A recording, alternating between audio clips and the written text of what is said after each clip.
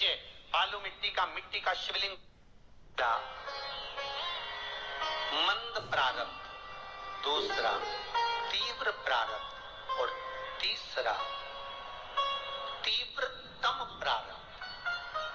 दूसरे नंबर का हमारा कर्म, अगर हमने बहुत बेकार कर्म है, हमारे बहुत तकलीफ है, बहुत कष्ट है, बहुत दुख है, शिव महापुराण की कथा कहती है कि सद्गुरु की शरण चले जाओ। संत महात्मा जोगी सन्यासी तपस्वी साधक उपासक कोई सद्गुरु के पास जाकर निवेदन करो तो कुछ हमारे पूर्व का करा हुआ पाप कटना प्रारंभ हो जाए। हमारा पुराना पाप धीरे धीरे कटे। सत्कर्म।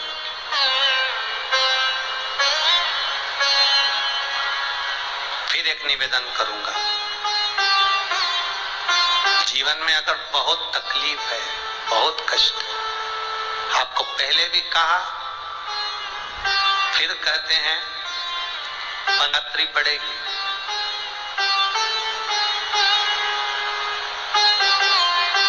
जो माघ महीने में शिवरात्रि पड़ती है उससे भी प्रबल शिवरात्रि। ये शिवरात्रि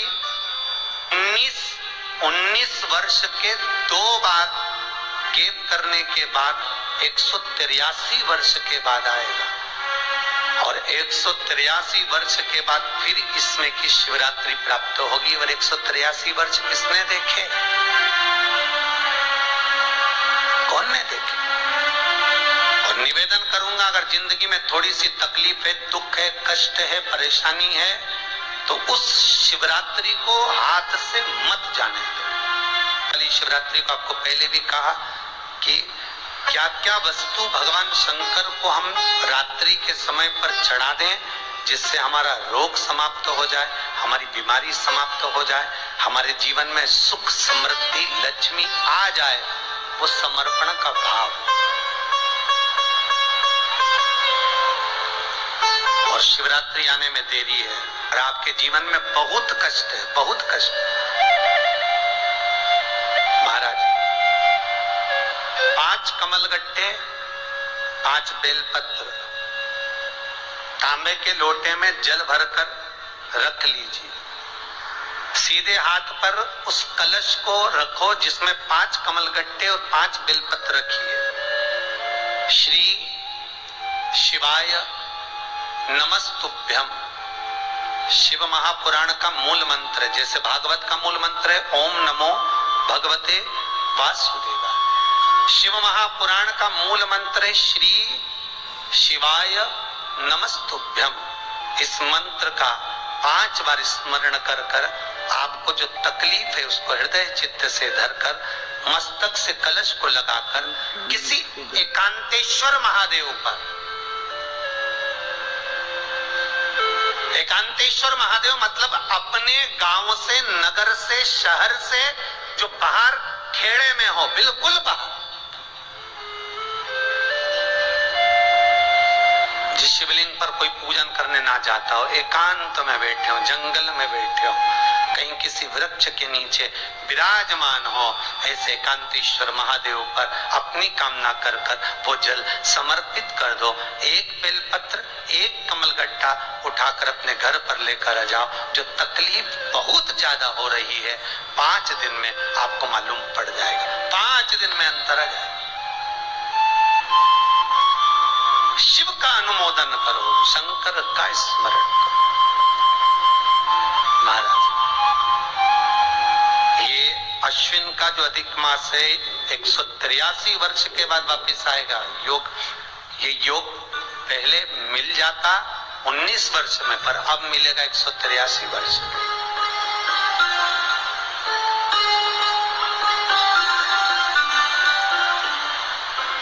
एक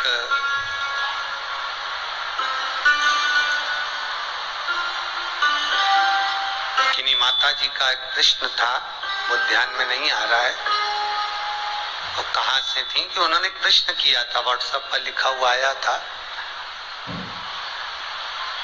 कि उनके घर में कोई बहुत ज्यादा बीमार पड़ा हुआ है और बहुत बुजुर्ग है, लगभग 90-95 साल की हैं और शरीर गल गया, शरीर में अब कीड़े पड़ रहे हैं। सिस्टर को बुलाते हैं, डॉक्टर को बुलाते हैं, तब उनको साफ करते हैं, शरीर इतना गल चुका है। उसके लिए क्या करना चाहिए? एक निवेदन करूंगा, एक भगोनी में श्री शिवाय नमस्तुभ्यम। हर हर महादेव। पूज्य प्रदीप मिश्रा जी की आज की कथा बहुत ही अच्छी है।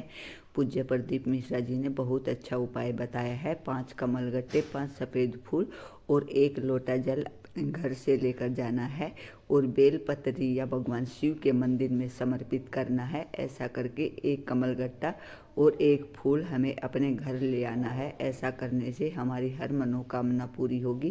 पूज्य प्रदीप मिश्रा जी की कथा और उपाय देखने के लिए वीडियो को लास्ट तक देखते रहिए और सुनते रहिए और कमेंट बॉक्स में हर हर महादेव अवश्य लिखें। उससे पहले मेरे चैनल को फॉलो जरूर करिएगा। मेरा चैनल है धार्मिक वीडियो।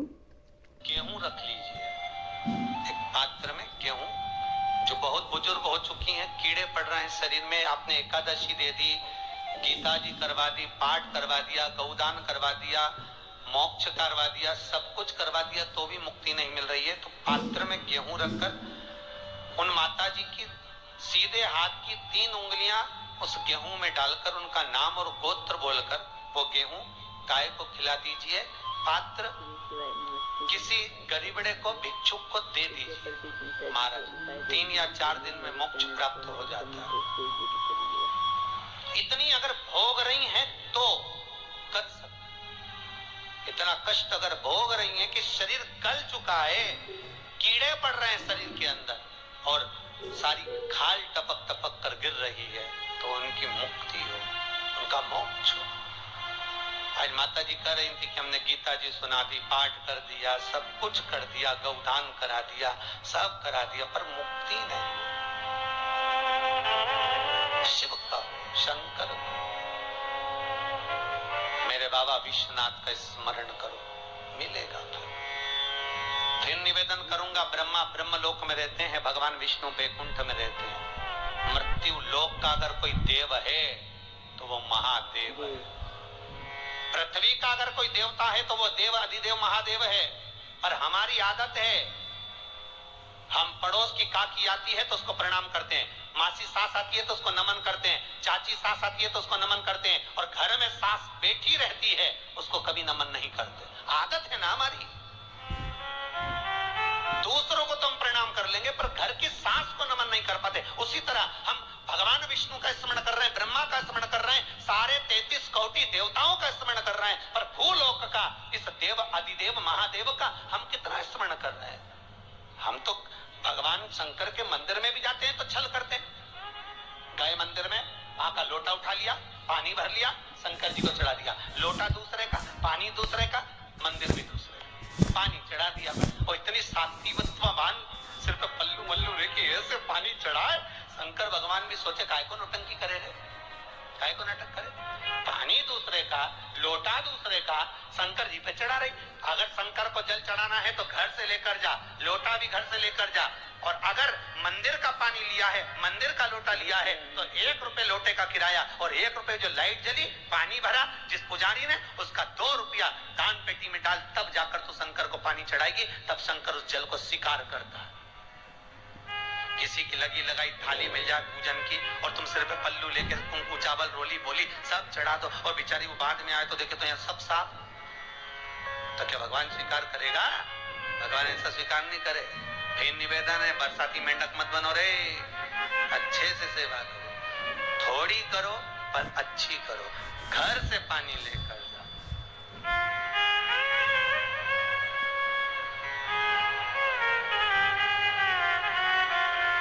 कल कोतवाली चौराहे से, हमारे सीहोर के कोतवाली चौराहे से कोई बहन जी आई थी 33 मालपुआ लेके।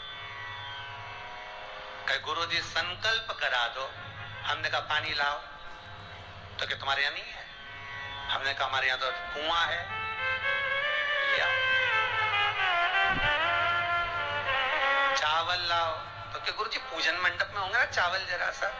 हमने कहा वापिस घर जाओ, निकलो। कितनी बार भागवत सुनी, राजा बलि के दरवाजे पर वामन भगवान खड़े हैं। राजा बलि वामन भगवान से कहता है, प्रभु आपके एक हाथ में छत्र है, दूसरे हाथ में कमंडल है। तो राजा बलि कहता है, आपके कमंडल का जल दे दो, मैं संकल्प छोड़ देता हूं। वामन भगवान कहते हैं, राजन अगर मेरे कमंडल का जल लेकर तू संकल्प छोड़ेगा तो वो संकल्प मान्य नहीं होगा, तुझे स्वीकृत नहीं होगा। किसी की लगी लगाई थाली में से कुंकू चावल चढ़ा दोगे तो कुछ मिलना है क्या? अरे बोलो तो। विष्णु पुराण में तो यहां तक लिखा है कि किसी का लगा हुआ दिया, किसी का दिया मंदिर के अंदर रखा था, तुमने अपना डब्बा खोलकर बत्ती निकालकर उसके दिए में रखकर जला दी और सोच रही है कि मेरा खूब बड़ा काम कर दिया, तो उसका तो फल ही नहीं मिला। विष्णु पुराण कह रही है, या खुद की बाती, खुद का दीप अगर जलाती तो फल मिलता। किसी मंदिर में तुम रोज डब्बी लेकर जाओ, बत्ती लेकर जाओ, मना नहीं है, पर उस मंदिर में पहले से 5 दिए, 7 दिए, 11 दिए तुम रखकर आओ तो जलाओ। दूसरे के रखे हुए दिए में 50 बार बाती जला कराना, उसका कोई फल नहीं मिलने वाला, उसका कोई फल नहीं है हमारा।